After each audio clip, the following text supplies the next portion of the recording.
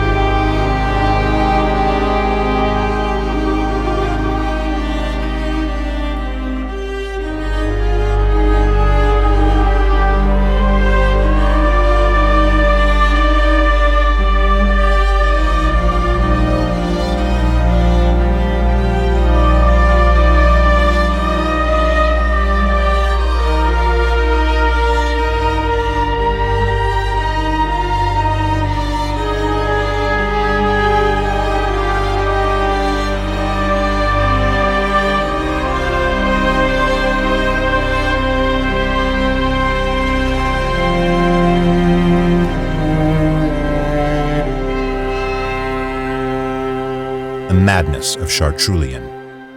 Episode 2, The Rites of Jhardoestra.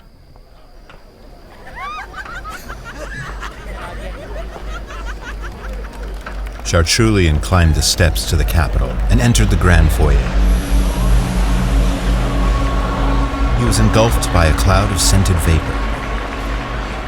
As the vapor thinned and the room opened up, he found himself part of a moving collage of strange geometry and discordant color, with the occasional protrusion of a human arm or leg. It all blurred together, one monstrous abstraction, a miasma of manufactured euphoria to entertain the witless masses. How annoying. Hundreds of penetrating eyes only added to the nightmarish experience of it. Whispers of his name rolled off of cautious tongues. But as Chartrulean pushed further into the room, the crowd broke around him like water around a stone. Just like I feared, all eyes are on the abomination. No one is throwing stones, though. As his senses returned, the shapes of people began to emerge from the miasma. What is he wearing? Chartrulean was the only person in the room wearing black. These people are not like the mob from memory. These expressions are devoid of conviction. Sorry, dear. Or anything, for that matter. Crisis aversion coming through. Chartrulean! What were you thinking? If you were actually worried about making a scene, you'd have just worn what I sent. I couldn't do it.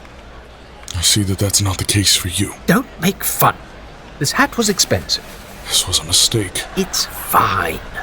I'll make up some kind of excuse. Do I need an excuse? It's the socially responsible thing to do when you reject a gift. Now, come with me. There are lots of people asking for an introduction. I apologize in advance for some of them. I don't think that I can talk to these people. Not if I have to take any of them seriously. Don't you want to find out who gave you that brooch? Well, at least you wore that, I see. Can we get it out of the way? No, she's... Well, you'll see. What about King Starbringer? Will you stop? He doesn't just stand around shaking people's hands at random. He meets them on his terms. Now, come with me. I'll do all the talking if I have to. And try not to look so damn severe. You're scaring people. Speaking of which... Yoba pointed across the foyer to a gold-winged hat, spangled capelet, and epaulets to match. Despite the flamboyant attire, the long face the hat sat upon was twisted into a perpetual sigh. Apparently, even the wealthiest circles had their outcasts. An out-of-place shock of inked flesh grabbed Chartrulean's attention. A bear of a man with a shining bald head, crossed arms making him appear even more domineering. His eyes scanned the room, eventually landing on Chartrulean. That's Prince Imsep Starbringer, and his guardian, Loam. That's the prince. Yeah. The prince, you should know, is openly called the Broken Prince. I'd feel sorry for him if it weren't for his rotten attitude. How is he broken? Weak genes. Unfit to continue the bloodline. You know what? I think actually we'll skip that introduction for now. I'm getting depressed just looking at him. Fine by me. Follow me. Chamberlain, there you are. Oh, no. Walk faster. What? Don't say anything. Is that him? No, no, I was just removing this man for a dress code violation. You think you're being funny, but I'm not so easy to fool. Then there's no need for an introduction, and we carry on. Not so fast. How can I help you, ma'am? My husband is on King Starbringer's council, don't you know? Yes, where is that husband of yours? He tells me that the king plans to end his support for Pythema. Really? Is this true? This isn't the place for that conversation, Pythema ma'am. is critical to the future of our people. Dear. Without it, there are no desirables. Think of the children. We are thinking of the children. All of them. Well, in my opinion, those laws are in place for good look, there's, reason. We must keep out all the bad yes, eggs. look over there. Pardon. What? Can't he speak? Actually, we were just looking for something to drink. He ate something particularly salty, didn't I'm he? sorry you have to hear me go on like this, but I don't see how you can just pull the plug after all the good Pythema has done for Arcus. Plenty of good, yes, well done. So long as you're not Jhardoestra. The Jhardoestra are too dangerous to be allowed to run around unchecked. All their little peculiarities. I think he's saved the children plenty. What Come on. happens when people are allowed to reproduce freely without going through the proper process? Chartrulean was no longer listening. He was remembering a night long ago when he came upon a woman with a fractured skull cradling an infant.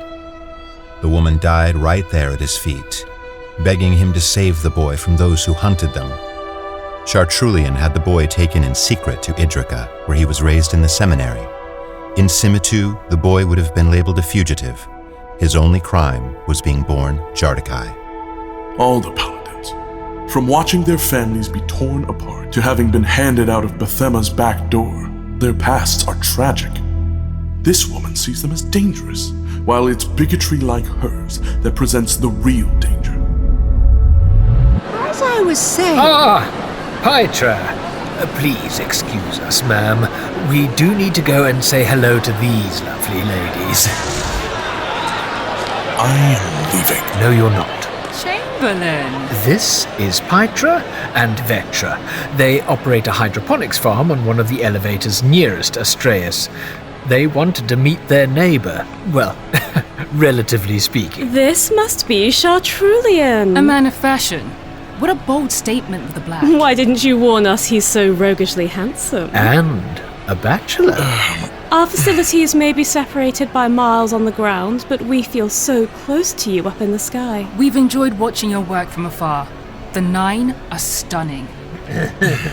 Appreciate it. I've heard from insiders that Astraeus is doing some very interesting things with plants. Our experiments have produced some phenomena in the gardens.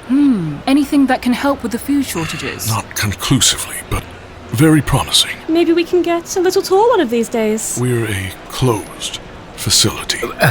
But we'll be in touch if anything changes, won't we? I will give it some thought. I hope you do. Thank you, ladies. Now, if you'll excuse us, I do need to catch this man over here. Circle back around if you can. Chartrulean, let me introduce you to Lybender. He's in charge of our state media. I work with him very closely. Very closely indeed. It's an honor to finally meet the Etruvian Superman in person. I've chronicled so much of your life, it feels like I already know you. Maybe you've seen some of my agency's work? No, I stay disconnected. I don't think you even have a custodian, do you? I hate those devices. Then how do you get the news? All the latest events? I don't. I guess when you are the news, there's no need. Am I right? That's not the case at all. I believe some innovation actually hinders progress. Does having the ability to communicate with loved ones hinder us? The message becomes mixed with soulless garbage, yes. So, the real topic of the evening is whether you know who will show up tonight. Are you trying to give me a heart attack? Who do you mean? Josquin. He's a freshman alderman from Kalu, and a bit of a troublemaker. The new regime is really ramping up propaganda for their little underground movement. We're actually having a hard time controlling it. Well, we're trying to catch the little terrorists as we can, but they seem to be growing in numbers. King Starbringer will downplay it if you ask him, but it is concerning. But I'm more interested in how life outside of the Order is treating you, Chartrulean. Fair enough. He's being modest. How does it feel to have played such an important part in ending the war? Terrible. How about your little Jhardoestra knights? How are they feeling about everything? Mutual. And are you concerned about any backlash from the Order? I don't have the energy to waste on speculation. All right. I think you get the point. The man's a poor interviewer. Excuse us. We do need to go and say hello to these gentlemen over here. The Warhawks. Oof. Good luck with that. We'll need it.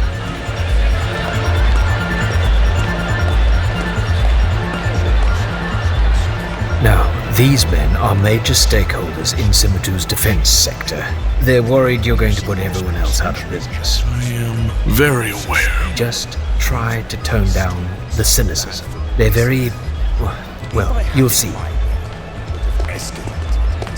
Excuse me. Too many industries have benefited. Excuse me. I wanted to introduce you to... Chartrulean, the man who never returns our calls. Ironic, seeing how I hear Astraeus is out of money. Isn't that usually the time people pretend to be friendly with one another? Just goes to show you can win a war and still lose at the long game. We haven't lost. We're just starting. Well, we're curious to hear more about what you've been up to over there. Too many secrets, if you ask me. I glean that you've been invited to Lapadine's summit. So, Chartrulean, how do you think these negotiations will affect the market? I make warships, not markets. We are the market. On the contrary, Chartrulean and I have been very hard at work. Lapadine. We've expanded our focus, which we'll gladly tell you all about tomorrow. Focus on what? Don't keep us in suspense. How about an anecdote at least? I'm glad to see I'm not the only man here in uniform. Now run while you can. I'll handle the Warhawks. Mark my words, unless we negotiate trade. Remind me to thank the Admiral later. You know, I usually find your blunt idealism highly entertaining, but that... was exactly the kind of scenario I was hoping to avoid. I don't understand the business, just the technology. But you are a fast learner. The intricacies of human behavior still evade me. It's a skill you can learn like anything else. Much like dancing. This is maddening. Tell me about it. I don't understand how you tolerate all this. You're not an idiot. It's called patience. Something you clearly lack. Patience can be confused with complacency. Not in my case. Very bubbly? Ah, perfect. Here. Oh, no, I don't. Shut up and drink. Cheers. To old friends.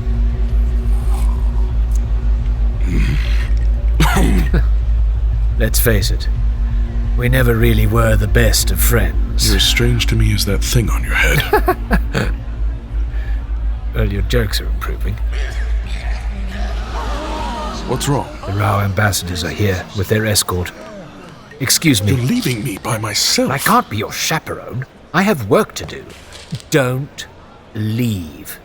If I catch you being too much of a wallflower, I'll send in reinforcements. I have many spies.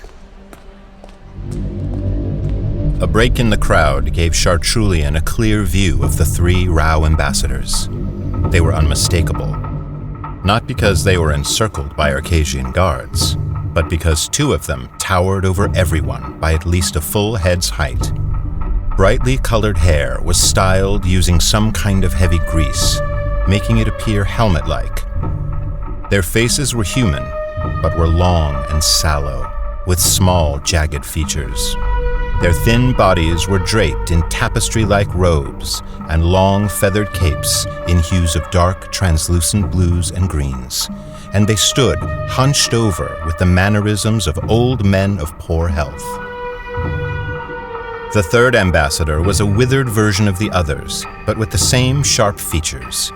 He leaned on a cane and coughed into a velvet kerchief. Aside from the obvious, something was strange about them that couldn't be placed from a distance. Then Chartrulean's stomach turned as the green-haired ambassador's eyes met his. They sparkled from across the room, like the last thing the prey of a raptor might see before being carried off into the night. Without breaking eye contact, the Rau leaned into Yoba. Yoba followed the long-pointed finger that was aimed in Chartrulean's direction. Then his face suddenly drained of all color. Out of my way! Let me through, bonfide! I must speak with him.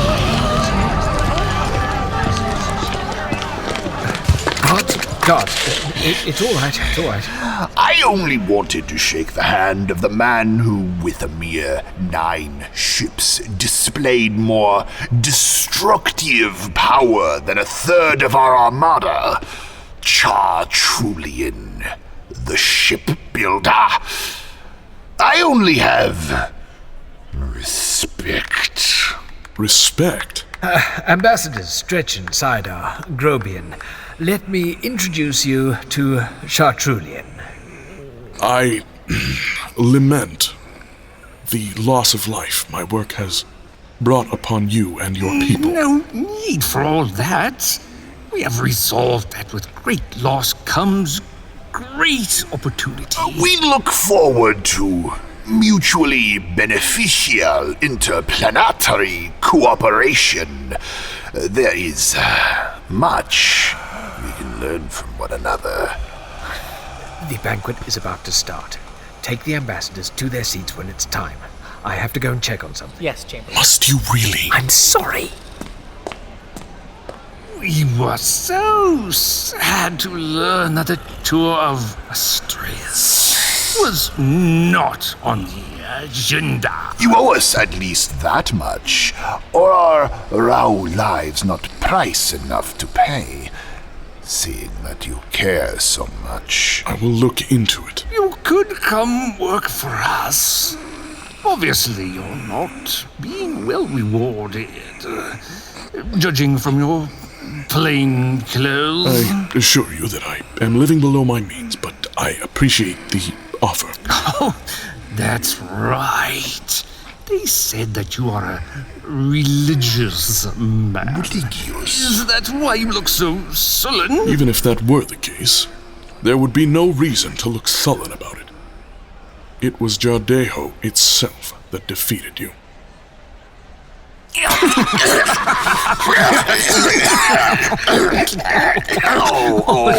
Cider. Cider does not like the dryness of your planet. The harshness without the moisture in the air is most unkind to his lungs.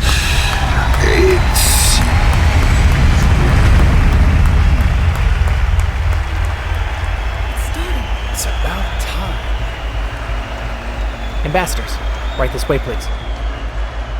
I'd like to continue this conversation later.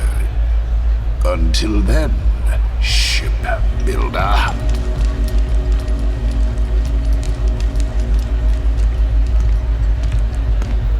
It didn't take them very long to find you.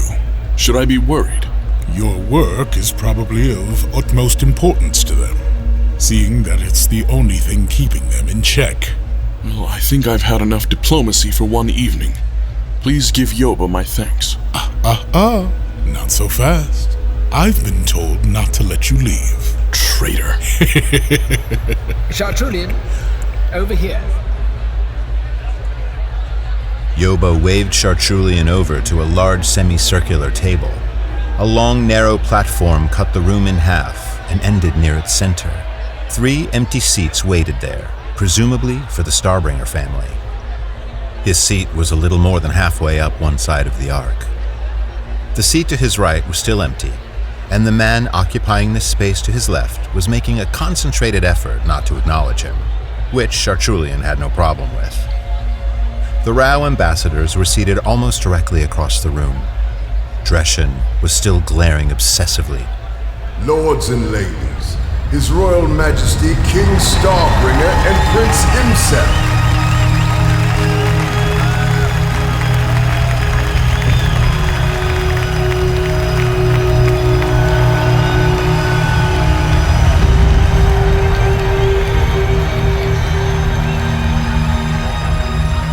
The king's charisma was a force. Chartrulean noted that when he shook the people's hands, he planted his other hand firmly on their shoulder. His silver mustache curled up at the corners when he smiled, and steely blue eyes radiated with good humor. Sorry I'm late. I'm Cythaelia. Chartrulean. I know. This is an embarrassing question, but what exactly am I supposed to do when I meet the king? Chartrulean, shipbuilder. Finally we meet in person. I'm sorry. Just shake my hand. And don't worry, I'm very hard to disappoint.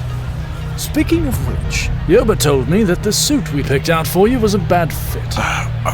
Yes, about... You're taller than I expected. But Yoba, you disappoint me. You're usually good at sizing people up. I'm only disappointed there wasn't enough time to have it altered. Isn't that right? No need to dwell on it. I'm happy enough that you came. We're looking forward to finally seeing Astraeus. We're all very excited for tomorrow. What, tomorrow? Already? Yes, tomorrow. Do we need to go over your itinerary right now? No. Let's keep moving. Right, yes. Tomorrow is fine. I was hoping to mention you in my speech. I hope you don't mind. I don't... Good. We'll talk more later. And you can explain to me where you got that brooch.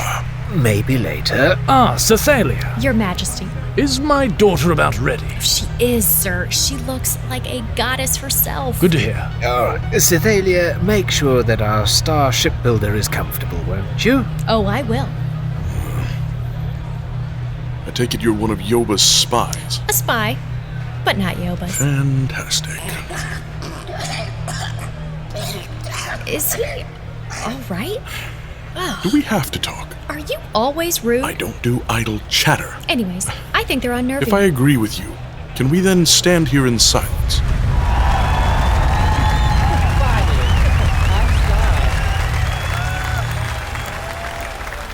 Thank goodness. Things were about to get uncomfortable, weren't they?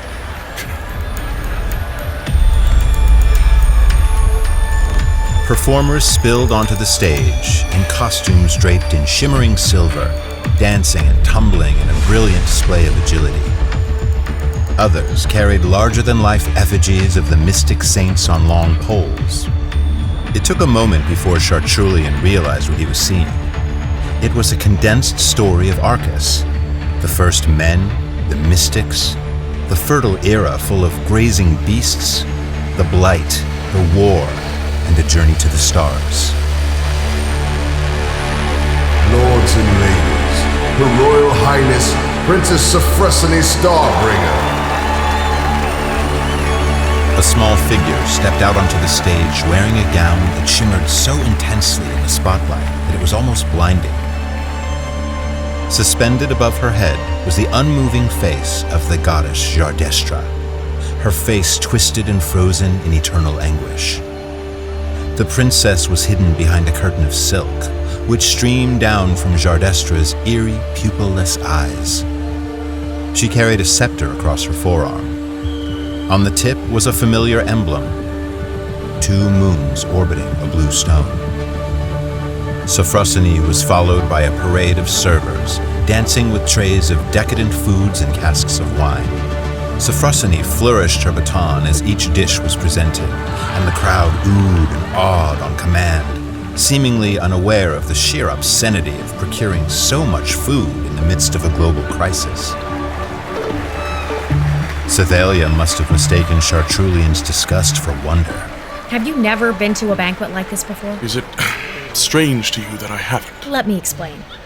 It's customary for the woman of the house to serve as the banquet's officiary. Since the queen passed away, that duty has obviously been passed down to the princess. The queen passed away? Yes, tragically. Years and years ago. You didn't know? I don't pay attention.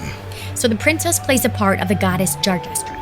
She blesses the feast to bring good health and happiness to all who partake. Yes, I'm familiar with the story of Jhardoestra. Well, now she cries rivers of blood, which turn into the wine that we drink to remember the sacrifices of her children. That's a clever use of ribbons. Yeah, I think so too. So after Jhardoestra blesses the feast, she falls back into a cosmic slumber. So, what did you think? It's an interesting interpretation. What? It's just folklore anyways. As Sophrosyne descended, her mask folded away by some hidden mechanism, revealing a young woman with pale skin, heavily contrasted by dark brown hair pulled back in a tight knot. A circlet made of silver ornamented her forehead. Don't you think she's beautiful? But it wasn't her prettiness that struck Chartrulean. She only half smiles. It was just a performance. Chartrulean watched her curtsy and utter half-hearted hellos to some of the guests at her father's table. And then she was directly in front of him. Her father's blue eyes met his before dropping to the floor as she curtsied. Freeze.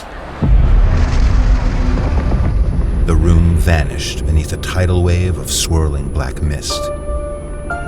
Chartrulean and Sophrosyne stood alone together in the void, him petrified by his own curiosity, and her stuck in an endless bow. What do I see? The symbol on her scepter. It mirrors the brooch. Her costume is too radiant to make out much else. Still in slow motion, Sophrosyne rose. Her eyes lingered on the brooch on his lapel, which in the void glowed bright azure blue, along with the piping in his jacket. Then, her eyes met his. There's something in her eyes. An awareness, knowing, questions. It is her. The void receded, and the room returned to normal. Sophrosyne continued down the line of attendees as if nothing had ever happened. It is not polite to stare. I wasn't. Yes, you were. Thank you, lords and ladies of Simitu, for joining us on this historic evening. For as long as most of us here have lived, our people have been embroiled in bloody conflict with the Rau, a war that has threatened progress for both of our people, when so much more could be gained from peace. It's with an especially heavy heart that I recall the unparalleled loss of life the Rau have endured. Under the leadership of Admiral Lapidine, and thanks to the ingenuity and tireless efforts of Chartrulean, the shipbuilder, both of whom sit at my table tonight as guests of honor, we have built weapons with the incredible destructive power of the gods. But this newfound power has given us pause. Why continue to destroy one another when we could build together instead? And so, for the first time, Rau Ambassadors have set foot on our soil to sign an accord that will officially bring an end to the war and begin a new era of peace and prosperity for both of our people. Tonight, we feast in honor of those whose lives were lost and to those still living to whom we owe our salvation. The men and women who fought and continue to faithfully serve both of our empires. And most of all, tonight, we raise our glasses in the name of progress. For now, we are closer to creating a true multi-race intergalactic empire than ever before. Let's eat!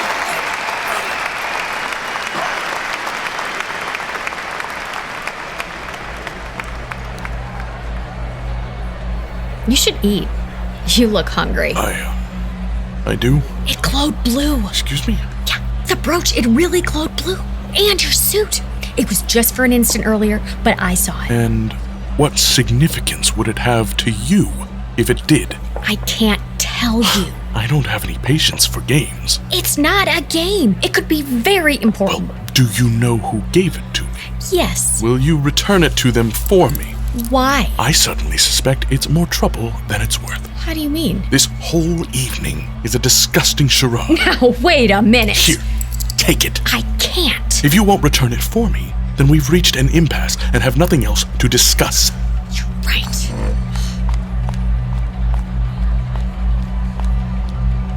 I knew it. She said it straight for the princess. I've reached my limit. Whatever these people want from me, they can't have it.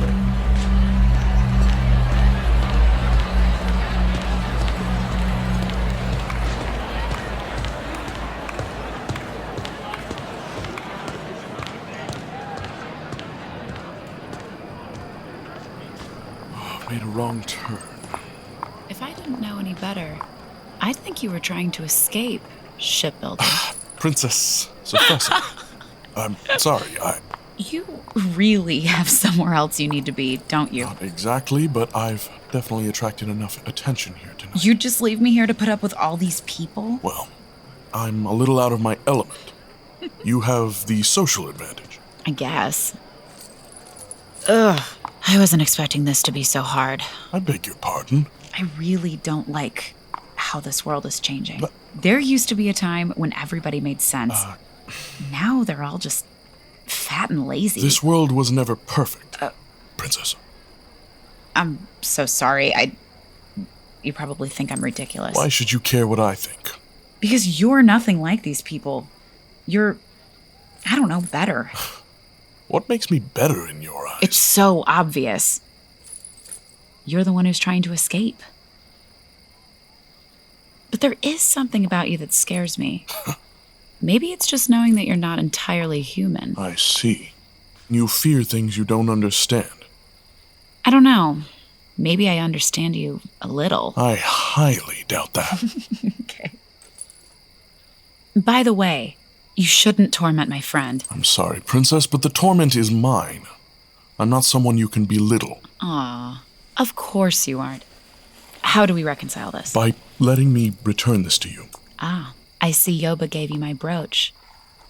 I'm not taking it back. Why did you give it to me? I thought you'd be a lot harder to pick out of a crowd. Is that all? How else would I have known where to send my spies? Where did you get this? It's kind of an heirloom. Then you should definitely take it back. I wouldn't feel comfortable keeping it. Why shouldn't you? It's mine to give away. Do you understand this symbol? Symbol? In Jhardoestra, it's a harbinger of great transformation, uncertainty, chaos. Oh. An artifact this rare deserves to be treated better than jewelry, or something to be traded. Who do you think made it? I was actually hoping you could tell me. Well, apparently you know more about it than I do already. Here. No, please keep it. It has a better home with you. I'm afraid I'll just break it. Things like this don't have owners, only stewards. It does interest me. Good. But if you learn anything else about it, can you tell me? It's been a part of my family for a long time, and I'd just like to know why. I will. Thank you. This probably sounds weird, but earlier, when I stopped at your table, did you... I'm very sorry, but I'm sure we'll have other opportunities to talk. Okay. I don't think there's a way out without going back inside. Oh, no need. I'll take my chances with a leap of faith.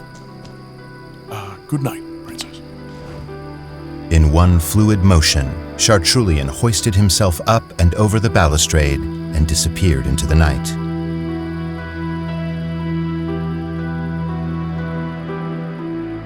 The Madness of Chartrulean was created by H.M. Radcliffe. Original music by Sean Renner, performed by Sean Renner and the Invoke String Quartet, with additional music by Alex Miller. Editing and sound design by H.M. Radcliffe and Edward Calvi. Narrated by Michael de la Mancha. Starring Aud Andrews, Magnus Carlssen, Kathleen Klein, Angela LaRocca Hochman, Adam Neal, Carl Nordman, Kennedy Phillips, and Reginald West. And featuring the voices of Margaret Ashley, Jonathan Cox, Quinn Ford, Michelle Kelly, Amina Koroma, Heath Martin, B. Narr, Ray O'Hare, Larry Oliver, Daniel Whalen, and Ty Wilkins. This has been a Pack Howl Media original production. Visit chartrulean.com to learn more.